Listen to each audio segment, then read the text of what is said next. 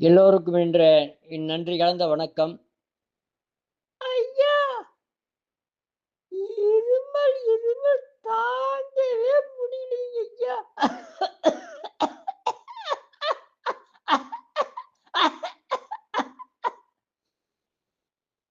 அப்படியாம்மா? ரொம்ப நாளா இரும்பிட்டு இருக்கிற மாரி இருக்குது.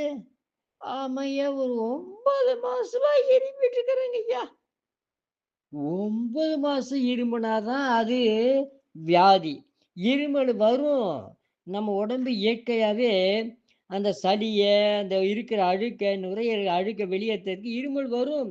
ஆனா, இந்த ரொம்ப நாளா இருமலா இருந்தா அப்படியெல்லாம் இருக்கக்கூடாது. அ அது பெரிய வியாதியா மாறிக்கும். அதுக்கு என்ன பண்ணணும்னா, அ இந்த ஆடாதொடன்னு ஒரு இது இருக்கும். அந்த நாட்டு மருந்து கேட்டு வாங்கிக்கோங்க. ஒரு 1/4 கிலோ வாங்கிக்கோங்க. அப்புறம் திப்பிலி ஒரு அ 100 கிராம் வாங்கிக்கோங்க. இந்த 2யும் நல்லா அ இப்போ கல்லுரல்ல போட்டு இடிச்சு, கல்வத்துல போட்டு அரைச்சு, நல்ல பவுடர் ஆக்கி, அந்த பவுடர ஒரு டெய்லி ஒரு ம் அ